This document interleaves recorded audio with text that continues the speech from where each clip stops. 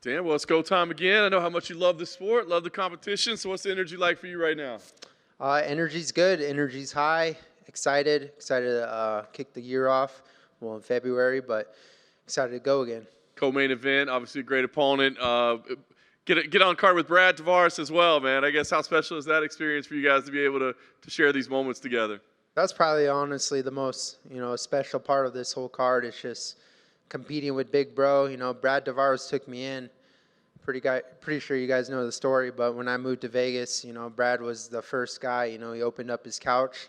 I had no money. I slept on his couch. Literally walked into his house, spilled my whole jar of chia seeds all over the house. And he's like, "What the fuck are chia seeds?" I'm like, "Oh, dude, they're healthy. I don't know." And he's like, "You fucking dumbass! You spilled chia seeds everywhere." So I'm pretty sure he still has chia seeds in his house.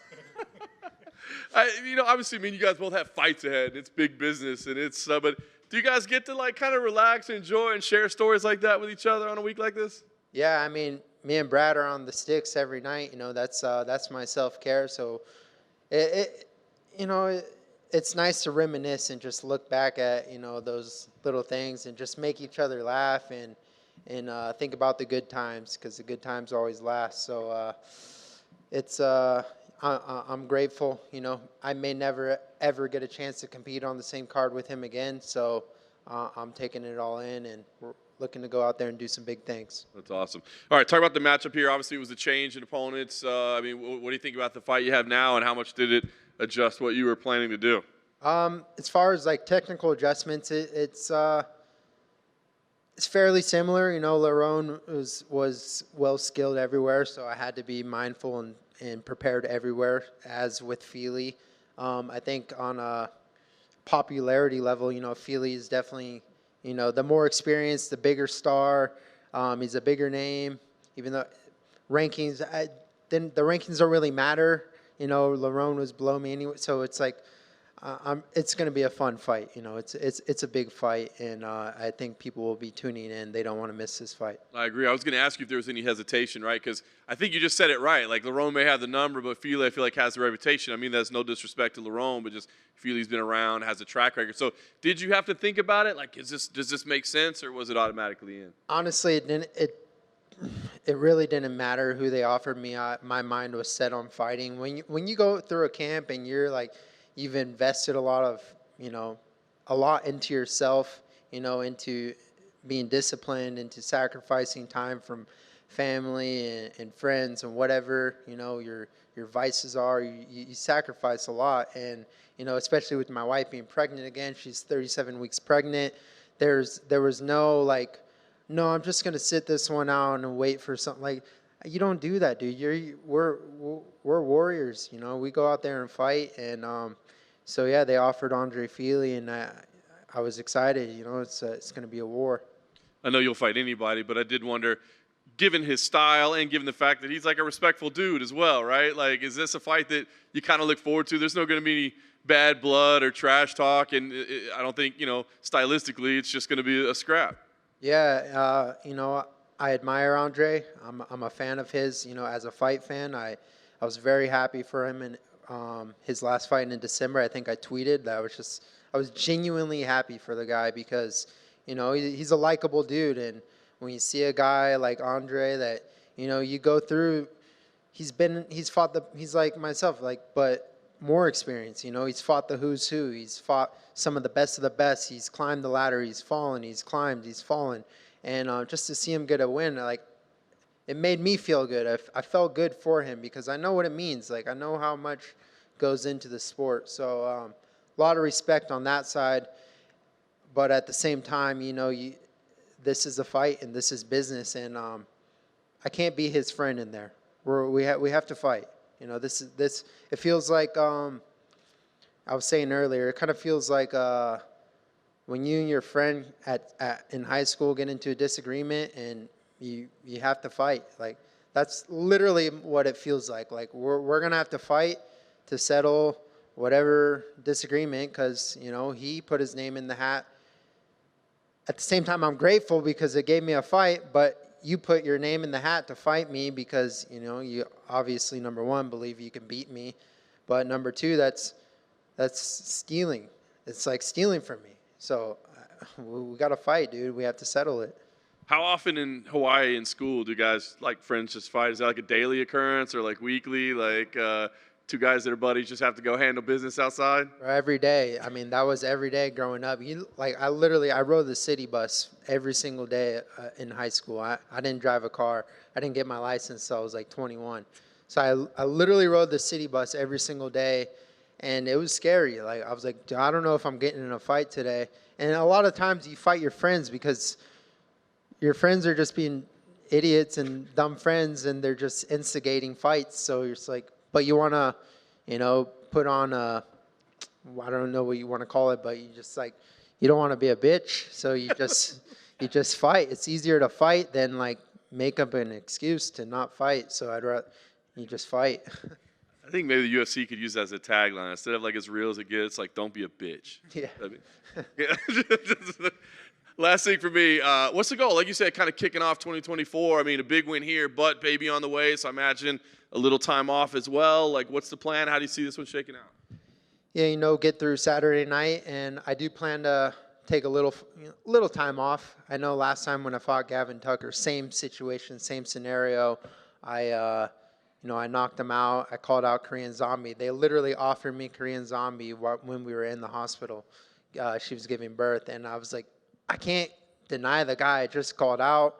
And, going through that whole camp with a newborn, it's just, I want to enjoy that a little bit. I kind of missed that the first time. So, I plan to fight Saturday, and, maybe we'll see me back in the fall. Maybe I'll fight some tough Mexican at the Sphere, and I think that would make a lot of sense. Hey, Dan. What lessons did you take from the Bryce Mitchell fight? It was a very, very close fight.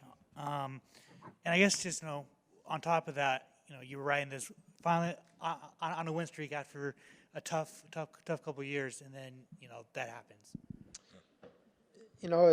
It's frustrating. It's a frustrating fight for me to watch because, I know I can beat the guy, but I didn't beat the guy. And it was just a little, a lack of urgency, a little, kind of being a little too comfortable in there. I never really felt in danger. And that kind of lack of urgency got me in trouble, got me hurt, and ultimately lost the fight. So just take little things like that, and you just got to move on and get better. There's nothing you could do. You can't change history, but, you could change your future.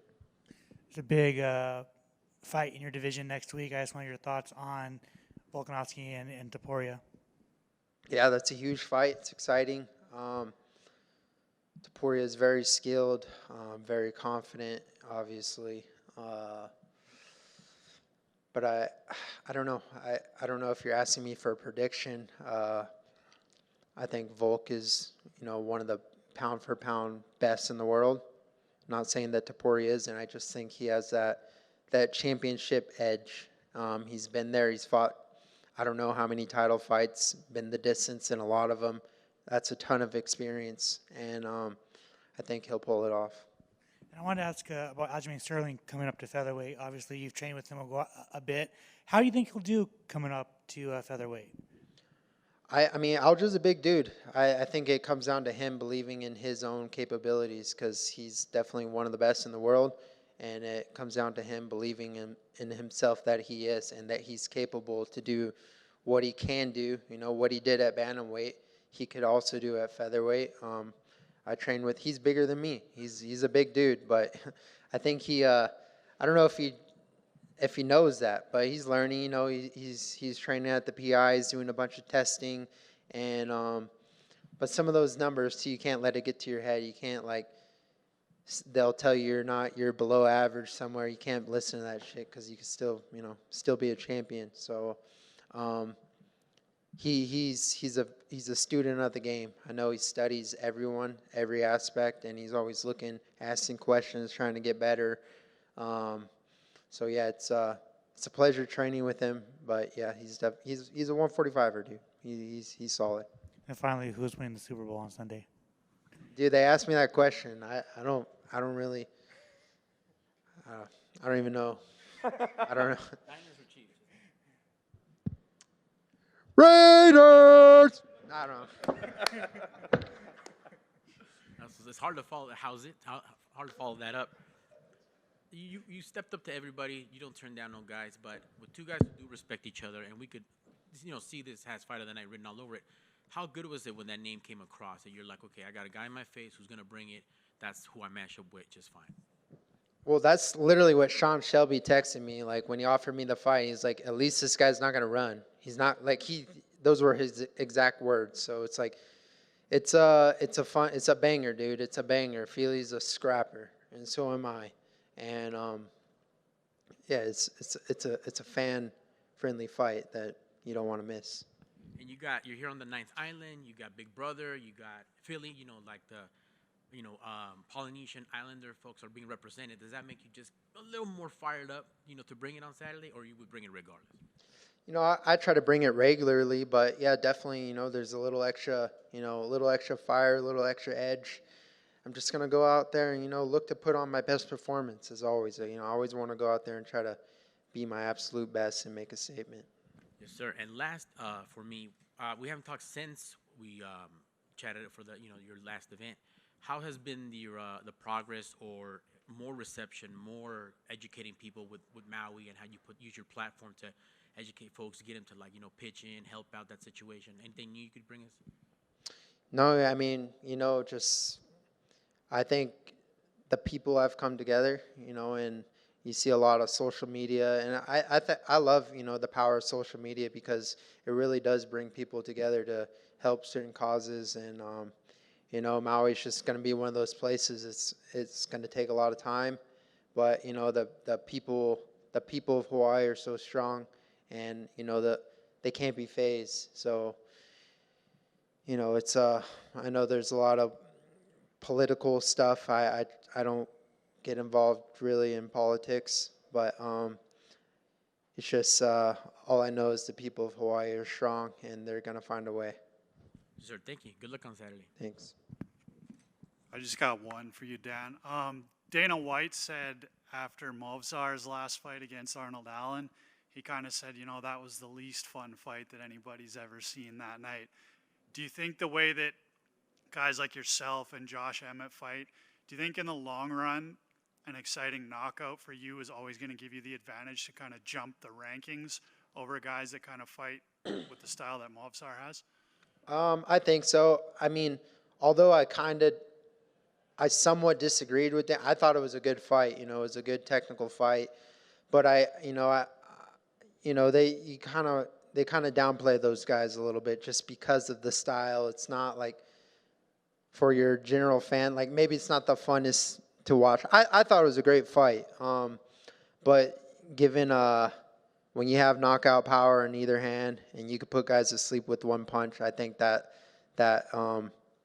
definitely gives you some negotiation power and leverage. So that's something that I have that will always, that's what's kept me around for so long.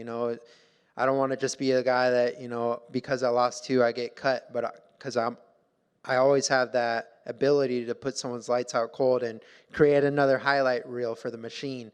They love that. They love those highlight reels. So it's hard to make a highlight reel off a guy that's just getting decisions, and it's all about promotion in this sport.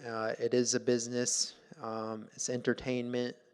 So if you don't have the mouth, to promote yourself, you got to have the fighting or the highlight reels. Yeah. Right on, guys. Thank you.